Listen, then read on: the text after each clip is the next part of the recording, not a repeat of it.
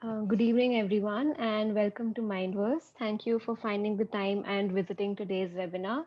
I'm Radhika Nagpal, founder of Nirveg, a mental health organization aimed at achieving equity in access to mental health care.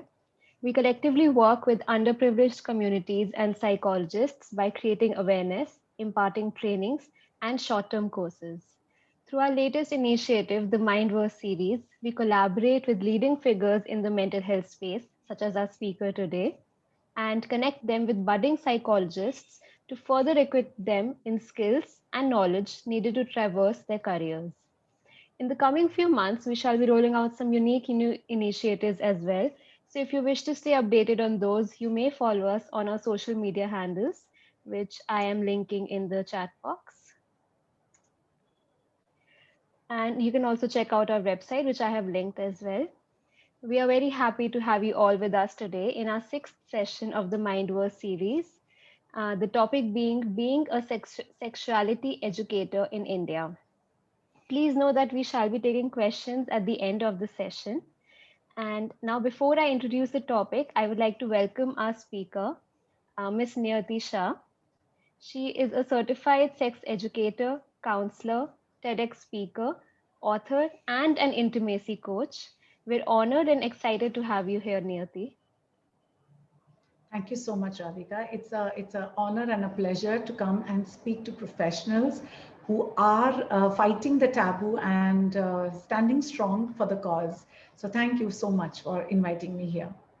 Definitely. So, as you also know, our audience today majorly comprises of budding psychologists, followed by psychiatrists, and of course, mental health enthusiasts as well. So, starting with the session, coming to you, Niyati, sex education is a vast field, but I personally feel that sometimes people confuse its scope as very limited. So, could you start off by giving an introduction to the field, helping us understand its full range? Sure. So, very rightly said, Radhika. So, when I began my journey, the title was sex education. And as in how we started speaking about it, so my first audience were children and their parents. So, when I started calling myself a trained sex educator and started spreading the awareness, the first thing, the reaction I used to get is like, what educator? It is there's no awareness about this topic. Yes, There's no awareness about absolutely. what comes under this title of a sex educator or sex education. So it is not a 3 minute act that we are talking about. It's not Definitely. about, so it's as good as misunderstanding what Kama Sutra is. Kama Sutra is not about the 60 or 250 positions that people have made it out to be.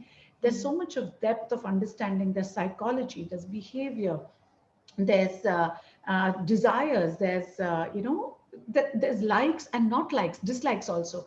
So sexuality is the term we have started using so that we cover and people understand that there's a lot more we are talking about than the 3 minute act per se when it just comes to sex. And I had somewhere put up this joke in a lot of sessions that I took, wherein it's more about the sex is this much and education is this much. It's not sex education, Absolutely. it's sex education. It's like that. So that's a, yes, it is misunderstood.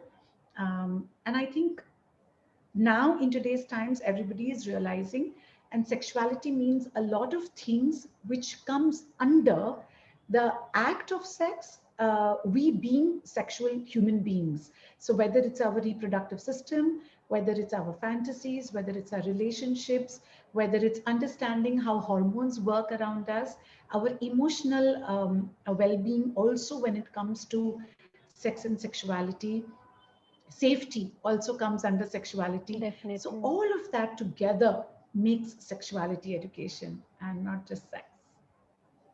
Thank you.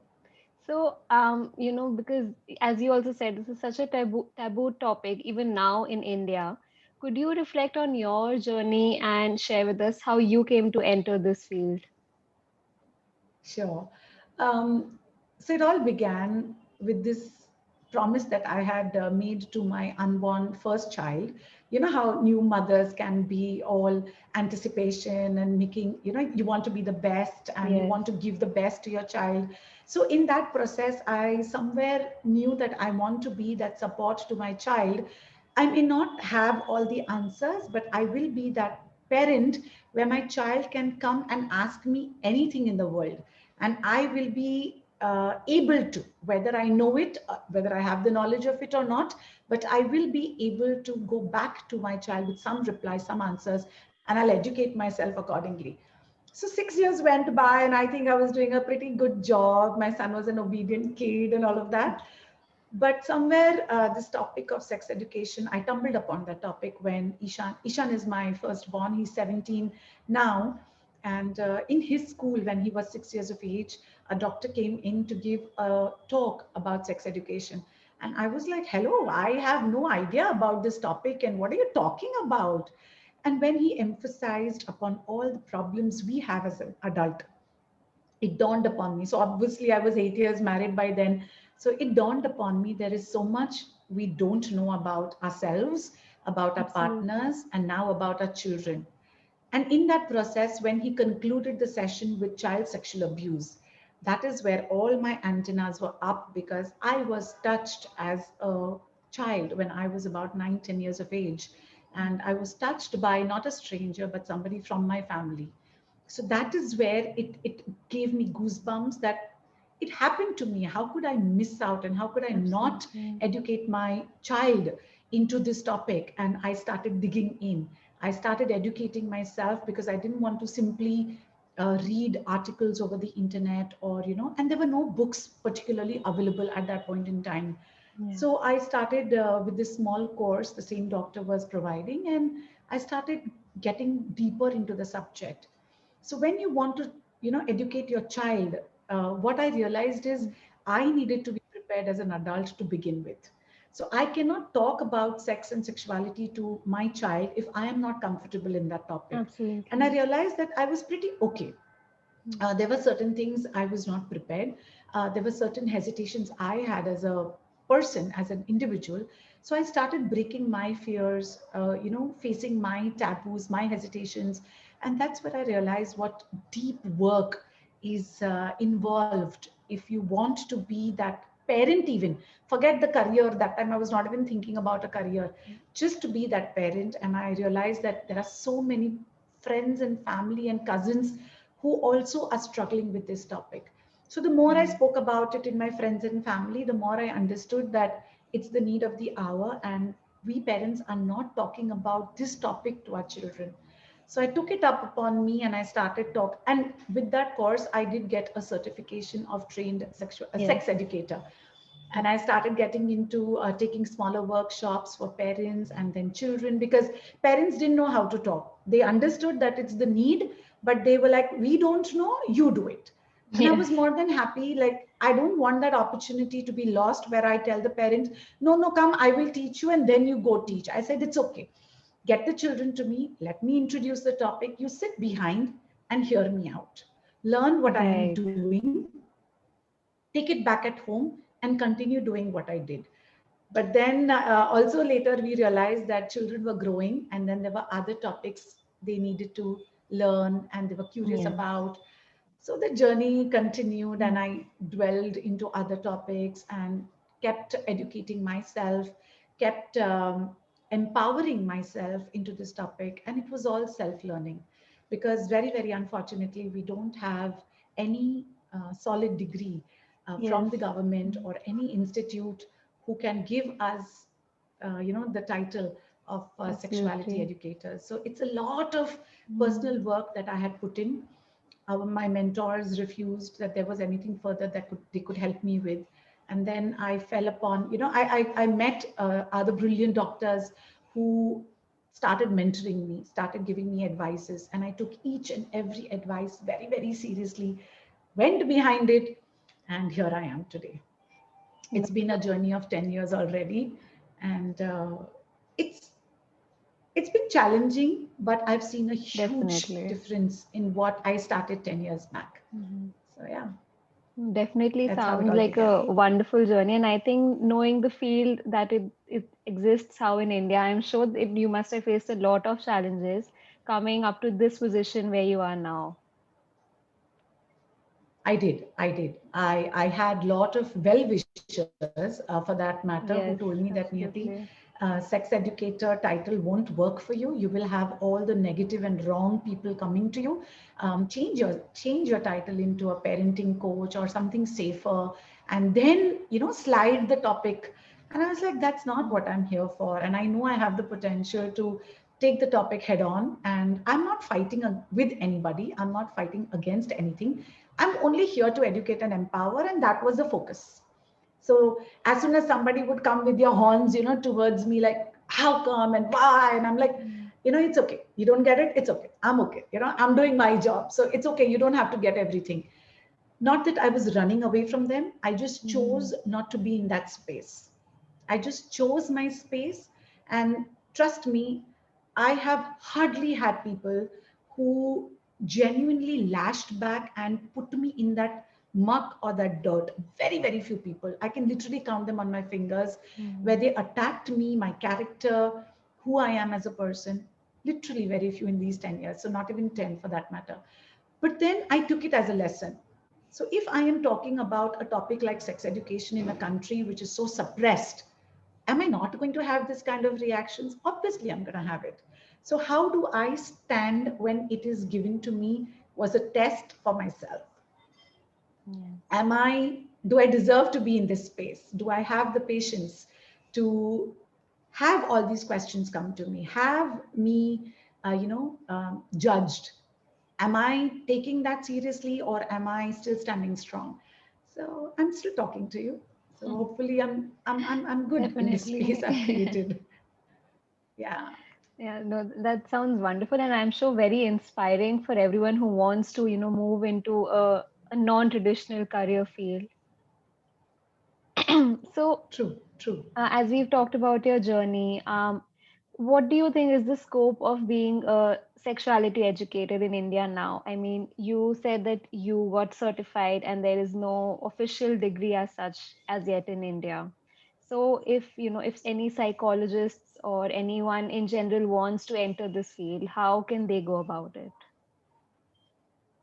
So, very rightly said, there is no, see, when I say formal, it only means it's not government recognized. Government recognized. But as I did my course with two doctors, for that matter, Dr. Rajan Posle and Dr. Vatsa, who now is not with us, but he was 91 when he picked me from the crowd, and he gave me his course to do, which was uh, an eye opener for that matter. But these courses at least will give you some movement. You will, and Yeah. now knowledge is all out there. Okay, so Mhm. if you're already a psychologist, a psychiatrist, a doctor, you already have a degree which you don't have to prove yourself anywhere in the world, right? All you have to do is now create a niche for yourself. So if this is the field you would want to go into, I think there are some criterias you should be aware about. If you want to teach, it's a different skill altogether. If you want to take cases one to one as a psychologist, then you have to form a different skill set. If you're a psychiatrist, then the medicines come into the picture. So I think once you start getting to understand what kind of patients you want to see or what kind of clients you want to cater to, then you can start forming those kind of skills, or a little more knowledge about whether it's medicine, whether it's about coaching, whether it's about counseling, or whether it's about teaching a group of people. So Yeah. it takes a little time. You'll have to venture into all of it a little bit. Of course, you can't venture into medical part of it or medicine part of it if that is not the space you're coming from. Yeah. But everything else you can definitely look into. So I went in as a mother, and I am now you can call me a trainer or a coach. And I also did a counseling course which helped me understand what are the skills I need and what is the method I need if I'm counseling a client. I cannot just say, oh, I'm good with the subject, I have the knowledge, and I also know how to give you advice, so here I am giving you advice. Absolutely. The first thing I learned about counseling is not to give advice, is to lead Yeah. them to their goal. So, which became such an important lesson for me, from the space I came in. So these little skills are very important. I also trained myself into becoming an international trainer, getting into storytelling for that matter, getting into child development, how children understand when I have to put up a topic like, sexual abuse.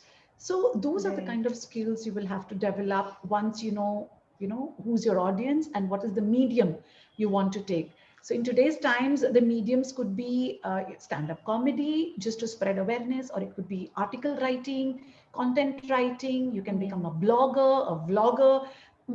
I'll, There are lots of. too many platforms for you to spread awareness. But if you're looking at earning money out of it, then you will have to see what is the best way to do that, whether it's writing books, counseling, psychiatry, uh, uh, you know.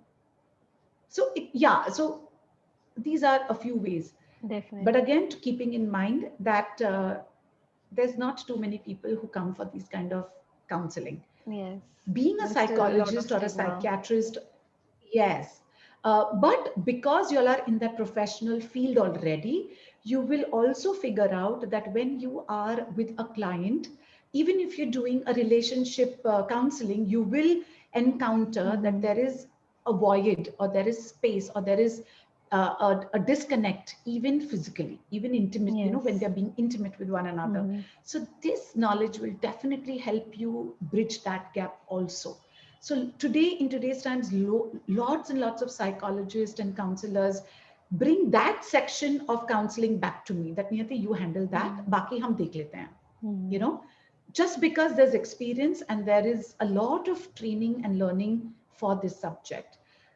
Even bio teachers, for that matter, even schools are calling me to do that one reproductive chapter, because Yes. the biology teachers are scared, not about explaining the reproductive system. They are more worried about how the children will react, what Exactly. are the questions they will throw at me, how will I be able to answer them. So there is a lot of fear just because you've not been trained. So once you Exactly. get trained, it's smooth as butter. It's literally like that. Once the skills Yeah. are in place. So definitely no formal courses, but you can definitely go to any individual or NGOs who are now offering courses for you to learn. You can have those certificates. I am coming up with a trainers program. We will have certain levels wherein we share the topics, then we will be sharing the skills of how to build those skills, and then giving you all some space to work also together. So you can have come onto platforms like these where we are Mm. giving you the opportunity. um, no doubt, if we are doing good work and if someone tells that, okay, Niyati has trained or Niyati's team has trained, there will be some goodwill to it because of the experience and whatever the work I have put in. So Yes. that will help. Also, depending on your skill, you can do those courses. So something like counseling, a TIS can help you, or Mumbai University can help you with maybe content writing. So those kind of Mm. courses. So again, you will have to choose your audience and the medium you want to take this topic up, and then you can start building your skills accordingly. uh, Right. so that is one of the ways. I think this is the scope of how you can become the specialized professional that you Yes. already are. And I think that's very good advice, as you mentioned in the starting as well, that one must always take some time to figure out what kind of work exactly they want to do, what kind of Yes, specialization they want to yes. enter. And so, in one of our earlier sessions that we had with Nirali Bhatia, she's a cyber psychologist. So Oh, even there, yes, I know yeah, her.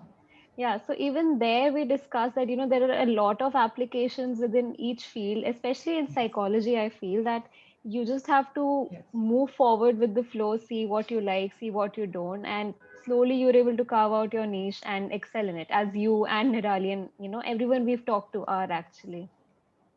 yes. I Uh, think there are some strength you already know that you have. So yes, even if you have psychology as your mainstream, you can always use that other skill exactly. to spread awareness, or to ensure that you're educating and empowering. Yeah, that's the good thing I feel So you don't about have to leave what psychology. you're doing. You Exactly. just, Yeah. You can merge it with yeah, any other field and you yes, get specialized in it. correct. All right. So, you already talked a bit about, the work you are doing as a sexuality educator. But for our audience, so, could you give us an idea of what a typical day looks like for you and where all, apart from schools, you have had work to do in this area? Okay, so this has a lot to do with who I am as a personality. Okay, it has nothing to do with the job per se. A sex educator can probably have the most relaxed life if they figured that's all that they want to do. But me as a person, I have tried my skills into writing. So I've authored 2 books. So that's one product that I also put it out in the market. Mm-hmm. It's a means of educating. So those are Definitely. puberty books for girls and for boys. Yeah, and then I'm also counseling. So I have a day which is full of 3 to 4 counseling sessions.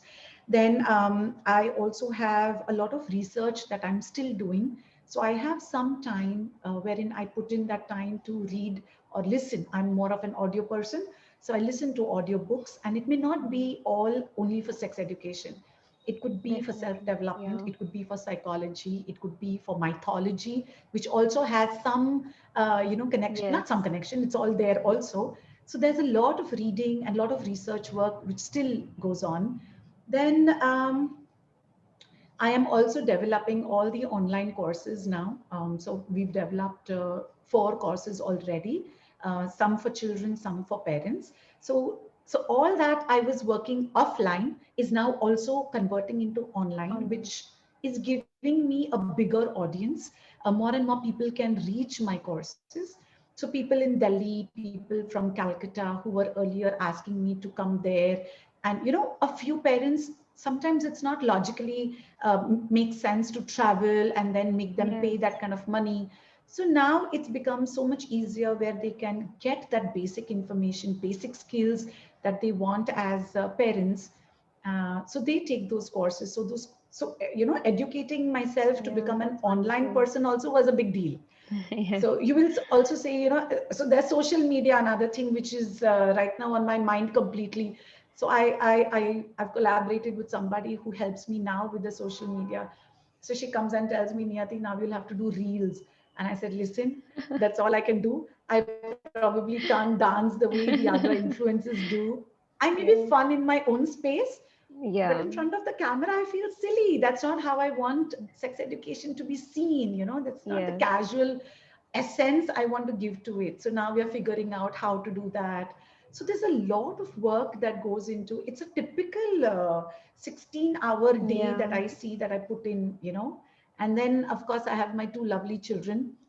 I have a Mhm. home to take care of. So all that definitely adds up. So I wake up around 6, and sometimes I'm sleeping around 2. So yeah. Sometimes you have to force yourself to sleep at 11. Yes. But definitely sounds like you are making the most out of it and enjoying every bit of it.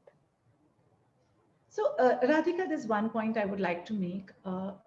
For any profession that you are in, don't let go of any opportunity that comes to you. So Mhm. for me, if I would have stuck as a parent and only done those workshops, probably I wouldn't be sitting here and speaking with you. Yes. I also presented papers in national conferences of sexology. I have written articles for the best newspapers. I have been to the best schools to do workshops.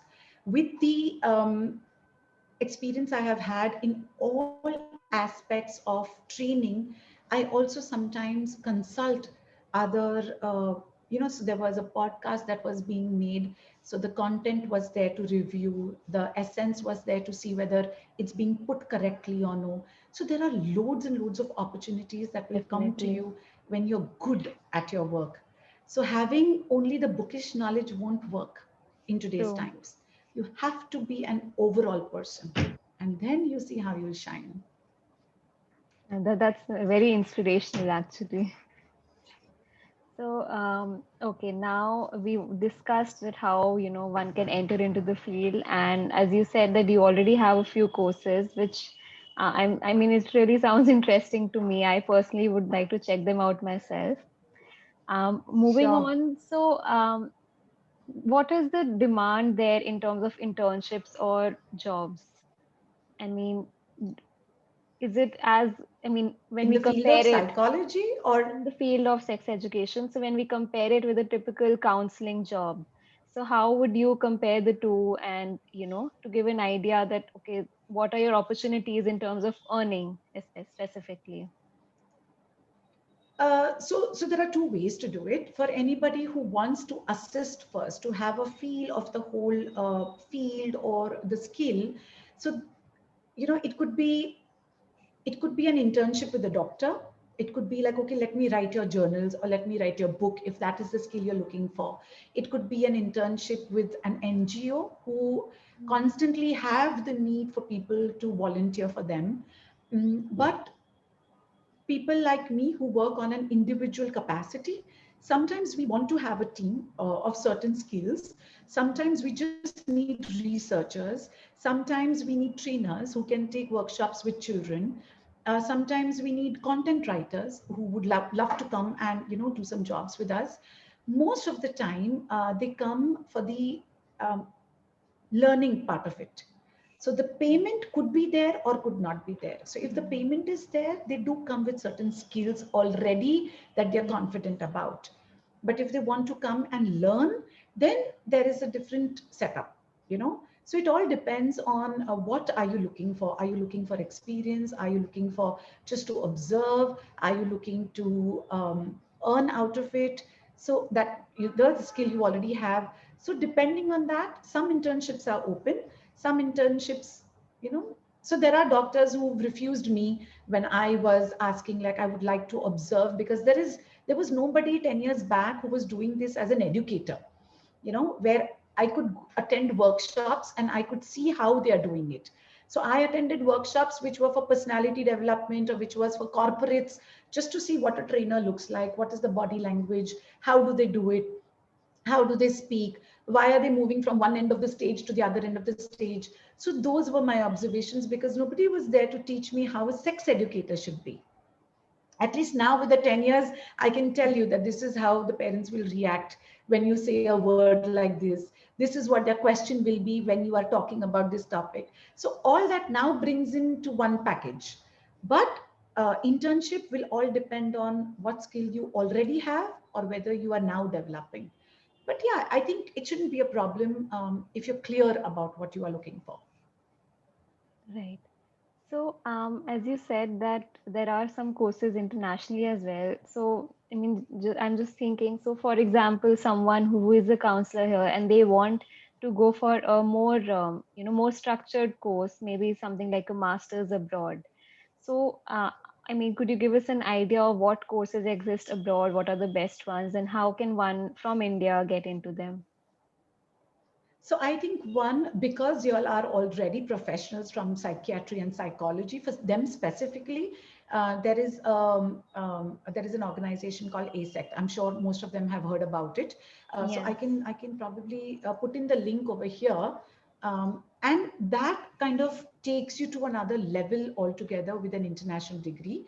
Um, it's double AS. One second, let me Okay. just send you the link. So that is one of the most prestigious uh, certificate in India that is recognized. There are other courses also if you want to specialize in anything. So that will also help, because they do have other courses which will give you the niche into sex education.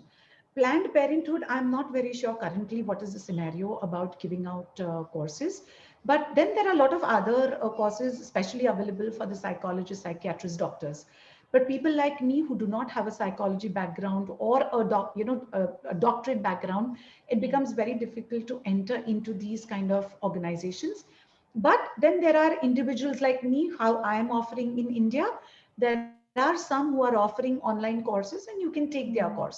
Some courses are, see, frankly telling you, this topic is only not known. So even Yes. if you have a certificate from a Gottman who is into relationship, Mm-hmm. people will go and check who he is and what he's done. But then Yes. a little bit of research from your end will also help.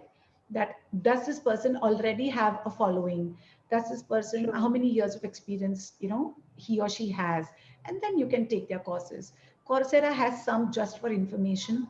I'm not very sure of how much credibility they carry. I've not done those Right. courses, but there are some good doctors, and maybe I can forward those links later in the day to you, Yeah, and you can share definitely. it with the crowd. Yes. Yeah. So, now coming to what do you see the future of sex education in India for professionals and for those accepting it?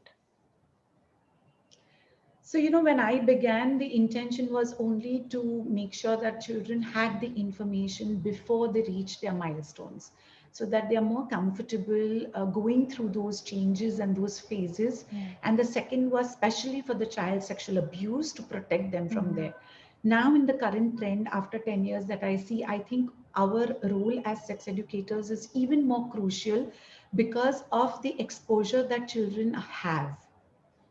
The pornography is watched by as young as 9 and 10 years of age. These children are either they stumble upon it, or somebody's talking about it, or their peers are giving them links to Mhm. watch. And it's very, very difficult as an educator and counselor to counsel that age group and to tell them that it's not okay. So I had one 8-year-old who came and asked me, so auntie, tell me, if it is so bad, why are the, so she had seen some nude pictures. Okay. Her friend had told her. Her friend was insisting since a year that you must watch them. And then she finally watched them. So she said, why were they smiling in that picture? So you can't even imagine what the child has seen and what question is going to be Absolutely. thrown at you. So it takes you, those 5 seconds to gather yourself and think spontaneously on the spot to Right. say that, sweetie, they're paid to smile.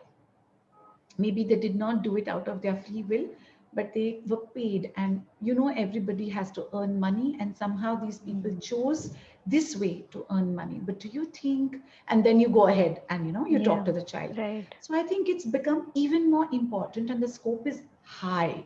We are genuinely looking for people who can take up these courses, and we want to reach out to more and more people to be able to take this topic on a bigger platform where more parents are aware, more schools are taking part of, into these Yes. workshops. And it is a sad scenario because as educators, we are not paid very well, in True. spite of knowing that this is one area where parents, teachers, principals, authorities, everybody is facing problems. There is no one Absolutely. school who has not had an incident in their school, whether it is Right. peer to peer, child to child, senior to junior, or teachers to student for that matter, or even students to teachers when it comes to the higher grade. But, they don't want to pay. But I think the more awareness we spread and the more solutions we come up with, I'm sure that there will be more accommodation for us. Um, the only request is please dwell into it. See if this is your space and don't give up if it is, because the scope is high. The scope is high. More and more, the influencers are talking about it. So if you'll see Yes. Instagram, there are so many people talking about sex, but True. nobody is talking about the skills, or what will you Yeah. answer a child, or how will you do that, or how will you have that skill if the child Exactly. throws a question of uh, so for example, if a 4-year-old comes and tells you, how was I born? So they will tell you, you have to answer honestly, you have to answer truthfully. But who is there to tell you what exactly you should be Exactly. doing? To teach you. So what will you answer? Tell me. So Radhika, what will you say? And then when I hear you and I say, maybe you can put it this way.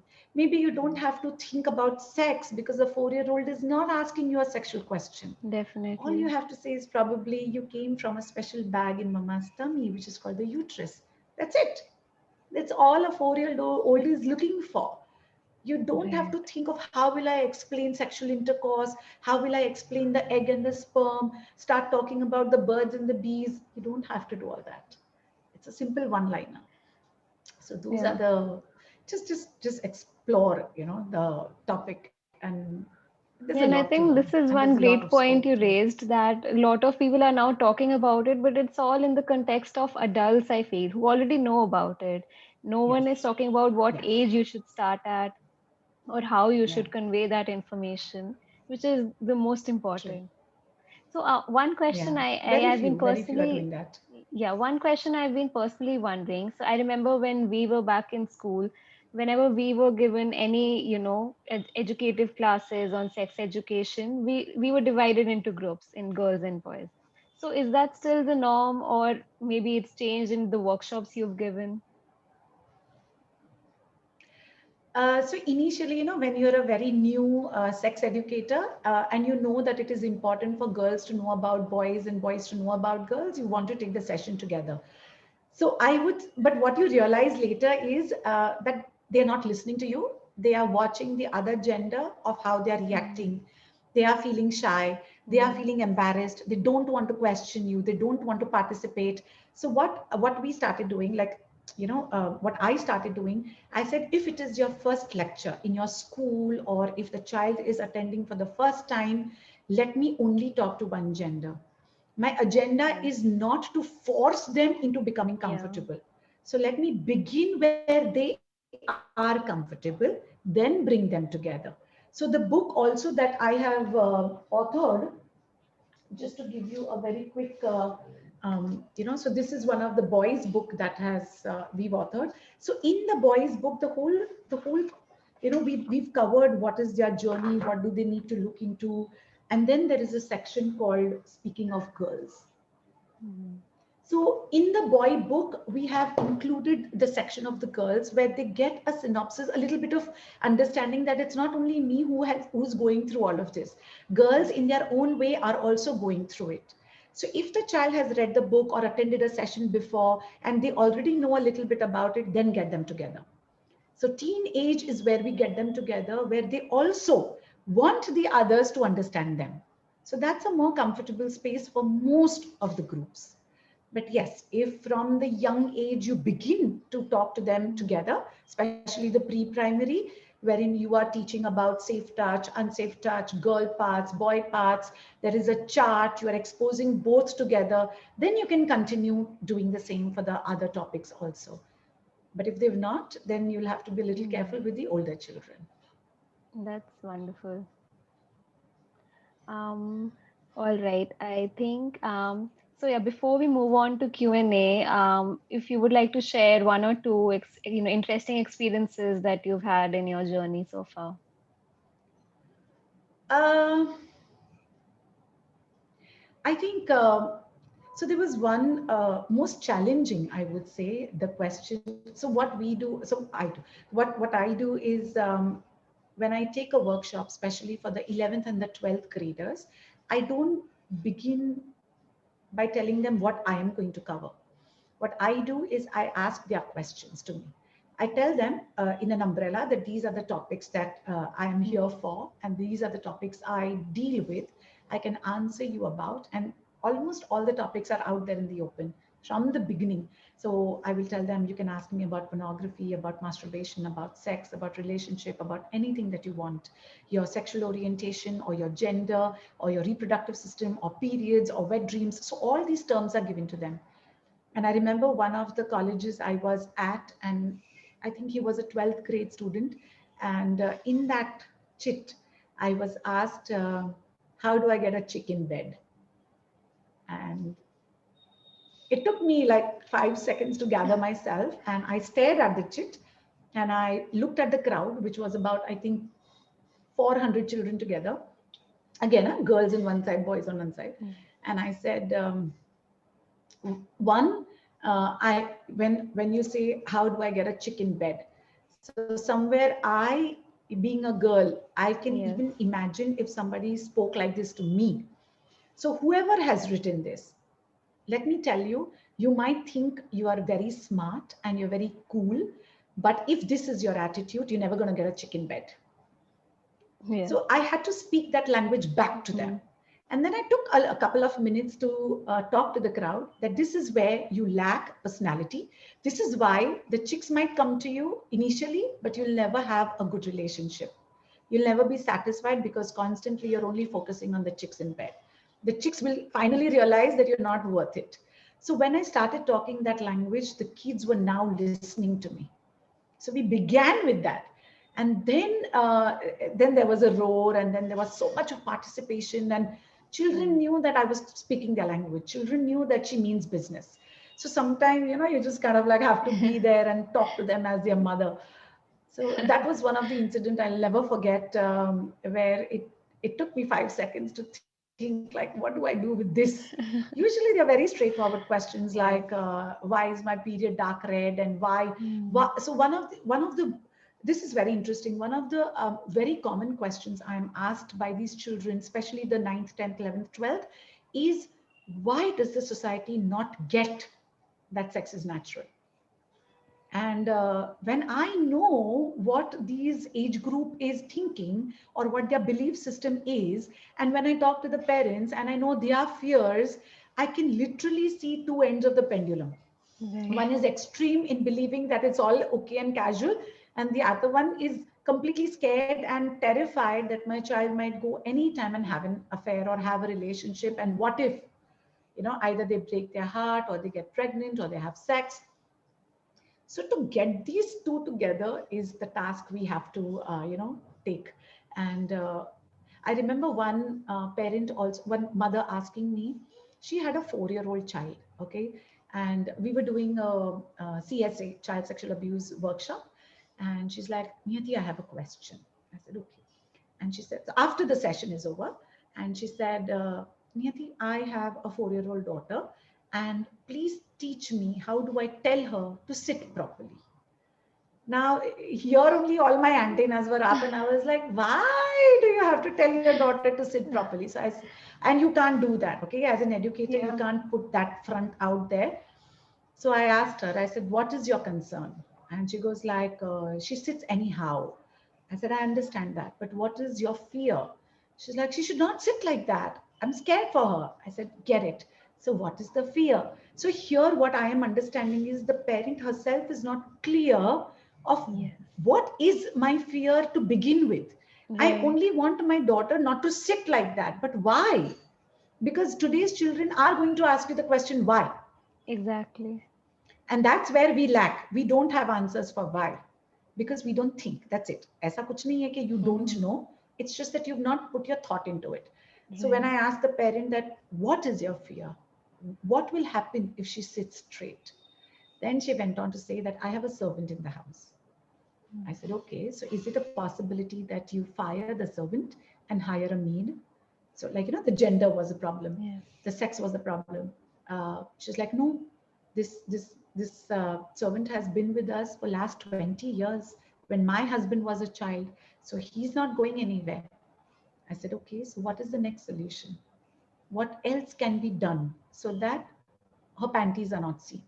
Now I'm putting it out there for her to start thinking. And then she's like, maybe I should make her wear pants at home. Such a simple solution, and how much this mother must have spoken to the child to sit properly, Yes. gone through the anxiety herself, the fear herself, constantly watching people in the house, when all she had to do was dress her child differently. I So think that's these really these are the kind interesting of. because you don't have to always force one side. I mean, even for the mother, it's not that you have to force them to become comfortable with it. There can be solutions where, Yeah. there can be a compromise which can be achieved. So one thing, Radhika, even my daughter and my son. So my son, as I said, he's 17, and daughter is turning 10 in a few days. So they asked me these questions. So very okay. I've put this up on LinkedIn also. But yesterday we had an incident where we were coming back from her school. It was an open day, and she saw somebody staring. So I was in a rickshaw. So the man on the bike couldn't see me because there was a partition, but I was wearing shoes with heels, which were pink in color, and denim. So she probably sitting next to me, she saw this man staring at my legs. So she's like, why is he staring at your legs? And I'm like, maybe he likes my shoes. And she's like, no, he's staring at your leg. I said, I've worn jeans, so there is no skin showing. I don't know. Then maybe he's thinking something. We won't know. And we moved on from there. When we got down at home, and so I do this, we always turn around to check whether we're not leaving anything back in the vehicle. So she was just checking. And once we are inside the gate, we also check whether the driver has left or is he watching you. So these are the ways I help my child to be a little more observant of what's going around in her surroundings. So she must have turned around and she's like, that rickshaw guy is still there and he's watching you walk. Why are these men staring at you? Now a 9-year-old, 10-year-old asking me this question again, as a mother, these are my everyday exams that I appear for. Yeah. And I said, beta, one, people don't know. So she knows about attraction. She knows about how some people are not educated to to know how to behave in certain times. So I told her, I said, a lot of people don't know how to behave when something attracts them, or they are attracted to something or somebody. They don't know how to behave, so they stare at it because they like watching it. Till they are not encroaching your personal space, just walk away. It's none of your business. Just go and do your stuff. But the day you are they encroach in your personal space, then that is the time you have to defend yourself and you have to make sure you're safe. So that is the kind of everyday instances that our children are facing. And see, a 9-year-old, she's already started her journey with puberty. So she Yes. understands, okay, she's sexual now herself. She may not have the complete knowledge or complete maturity about it, but she's feeling it. She could Right. see that that man had lust in his eyes and it was not a good look. And she figured that. So that was my time and my opportunity to tell her that always listen to your instinct, always listen to your gut. If you're uncomfortable about something, Absolutely. just make sure that you don't get into that space. So these are the kind of ways and everyday opportunities you can take as a parent, as a teacher, as an educator, as a responsible member of the society, wherein Yeah. you are spreading this awareness. Education is a must, and your role in this is huge, especially because these children are sexual. There's a lot of stimulating sexual messages thrown at them. Even a chocolate sold has Right. lust in it. You know? This is one thing I do with my puberty. So children above 12 years age. So I take a chocolate for the workshop and I start. So it's melted by then. So I start taking it and then licking it and trying to drink slice like that. So I kind of like put humor into the workshop, and they are laughing at me. I said, do you laugh when you see those advertisements? Don't you go and buy that chocolate because you want to feel romantic? Sometimes you think there will be a boy next door who'll ask for the chocolate. I said, oh, this is not going to happen to you. So this is how you have to constantly remind them of what is being thrown at them and what is not the real life. It's all real life. And pornography being so easily accessible, I think our job and our scope and our Yeah. responsibility has increased a lot. True. So, a few things that I could remember on the top of my head. Yeah, really interesting to hear about them. All right, so we can take question and answers from our audience now. Sure. We already had a few. Okay, so Okay. let's start with the one I think we had received in our registration link. So someone had asked, Okay. at what age should I start, and what topic should I start with my daughter, and on educating my daughter? Has she mentioned what is the daughter's age? Nope. Okay. It's just asking about age So, and topics. sure. So if there is any personal inquiry coming to me, I always ask the age of the child and the gender of the child because a lot Mhm. depends on that. On a general note, I will say that sex education begins for a parent begins as soon as they've conceived the child, because their attitude or their belief system about the gender of the child is where the child starts getting the vibrations. So if you are a person who believes in alternate therapies and modalities, you will know that the inner child work is very important. And from the beginning, how the parent has treated the child affects their identity and sexuality also big time. So sexuality education begins with the attitude you have as a person. Then, when the child is born, how you treat his or her genitals, whether it's cleaning, whether it's dressing them up. You don't have to glorify it, just leave it natural, normal. How you would treat a nose or a hand, treat genitals that way. yes, we are in a society where we cover ourselves, where we cover our body parts. So somewhere we do teach our children that. But at the same time, remember, children are sexual beings too. They are not sexual, but they are sexual beings. So initially, in their early years, they love to be naked. They want to run around the house, especially after a fresh bath, because it's naturally coming to them. They want to be like that. They want to feel Yes. the air touching their skin.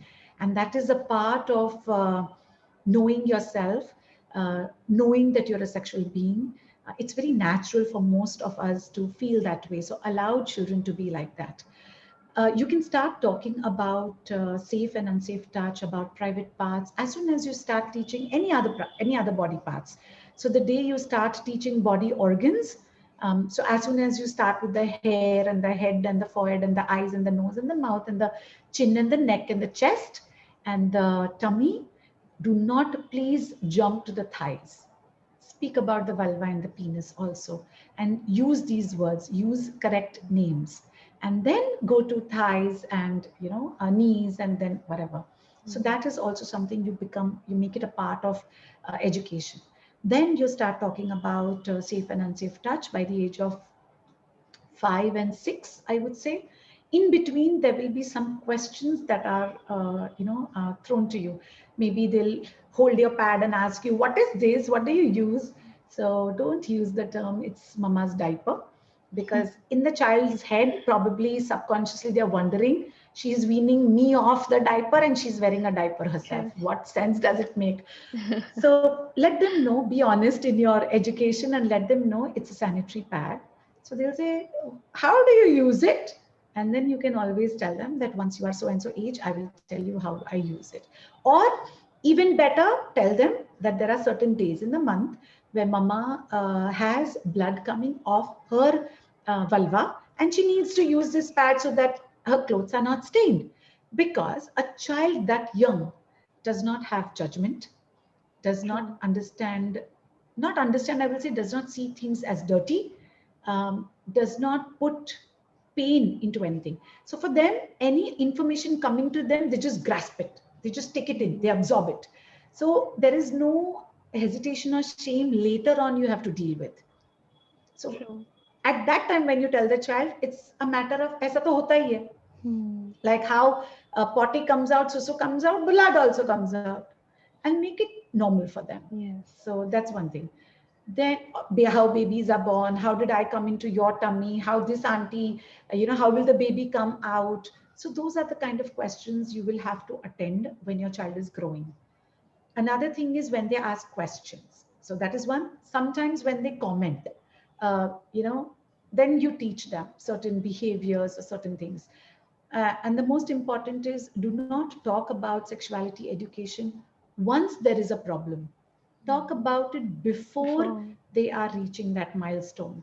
So before they attain puberty, start talking to them step by step of what needs to be taken care of, what are the terms they need to be aware about. So when my daughter was almost 4, I had already started talking to her about periods. She already knew how babies are born, natural way, cesarean. So my son was 7 when I had my younger daughter. So he kept hearing on the phone. So people ask, when you're closer to your delivery, second delivery, they'll always ask you, "Pehla wala kaisa tha? Hmm. Cesarean tha ya normal tha?" So he kept hearing mom saying that normal tha, normal tha, normal tha. So it's like, what do you keep saying normal delivery, normal delivery? So that was the opportunity for me to tell him that how babies are born. So he's like, "Oh, that's how babies are born." Mhm. So it was amazement, amusement for Yeah. him. So those are the opportunities you have to start educating a child.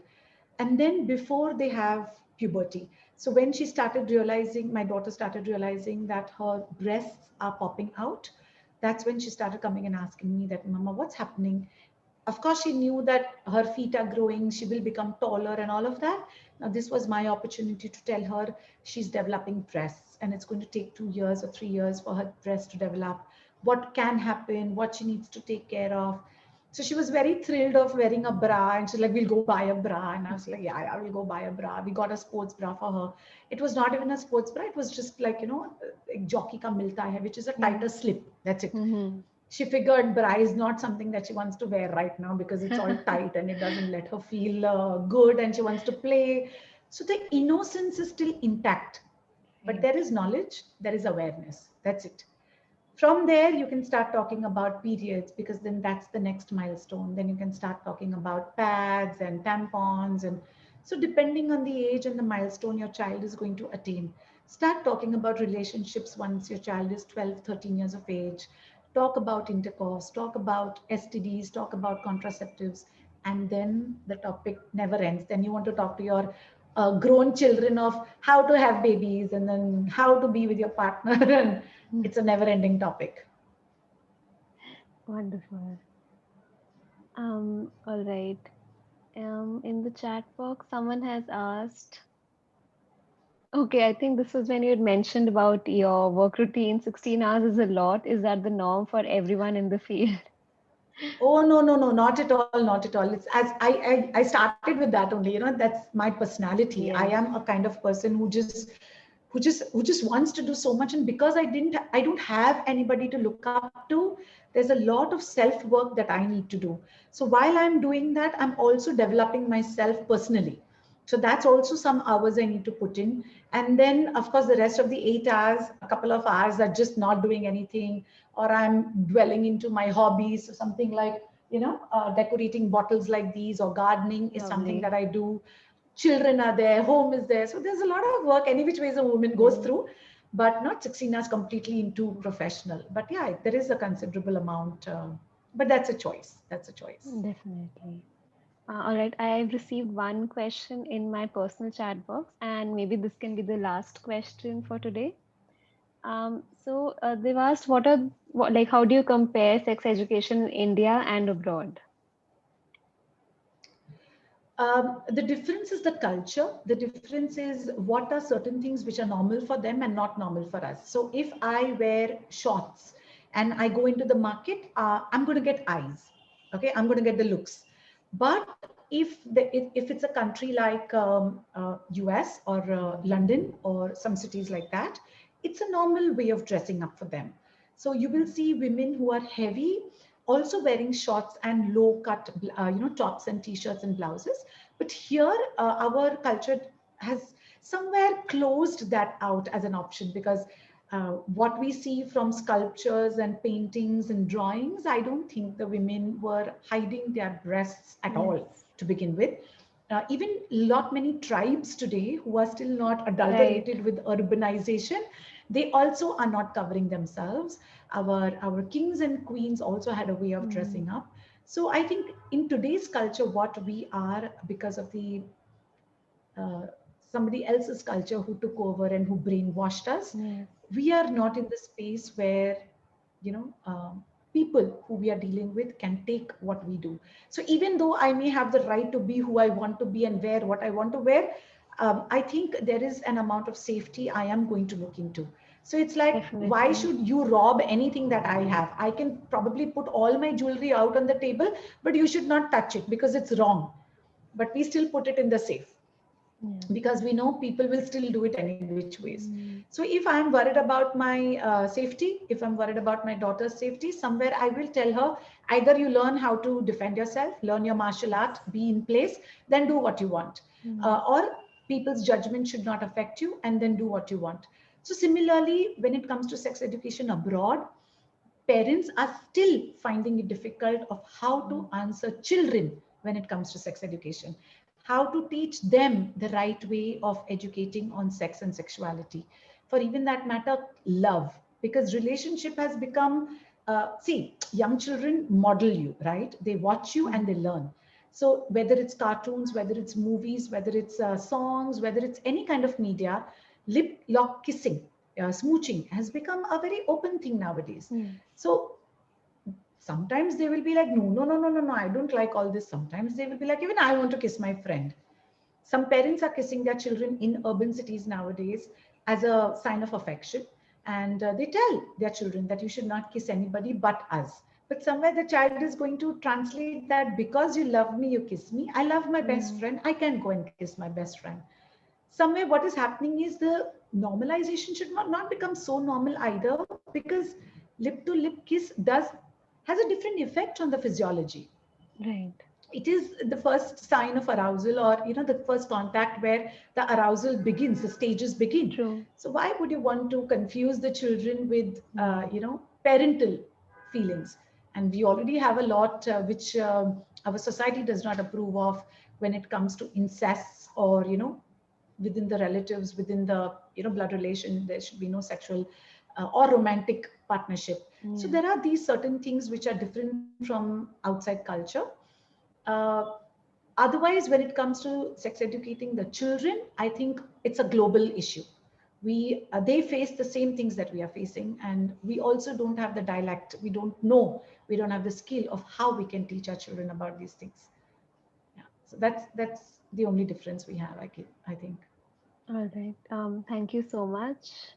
I don't think we have any more questions. Yeah. So, thank you so much, Niyati, for joining us today. And this was Most it's welcome. a really interesting session, even for me personally. I mean, even now I got to learn so much, which I didn't think, because I think as adults we tend to think that okay, now we know everything. But talking to you, I myself Yeah. realized there is so much more to it that we don't know, and we should make an initiative to know. So, thank you Yes. for that. And thank you to everyone who joined as well. We shall be sharing the recording of the session with everyone. We'll be uploading it on YouTube, and we'll also be sharing some snippets from the session on our social media handles. So please feel free to follow us. I've already sent the links and I can share them again. And would you like to conclude, Niyati? The request is the same that I began with. The scope is there. If you are here, I'm sure there is some curiosity about the subject, which it's somewhere you're resonating with it. Take it up in your capacity and spread the word. We need more and more people to ensure that our Gen Z at least grows healthily with the good and the positive attitude with sex and sexuality. So all the best to all of you, and thank you once again, Radhika, for having me here. Special thanks to Rashmi, who introduced us and Definitely. brought me onto this platform, and gratitude. Thank you so much. Thank you. And if any one of you wants to connect with Niyati as well, you can always reach out to her. I mean, you can just Google her, and I'm sure you'll find options to connect to her. All right. Just that my spelling is Niyati Yes. and Ensha. So then you'll find me easily. Yes. All right. So thank you, everyone. Have a good day and a good night. Thank you, Niyati, again. Bye bye.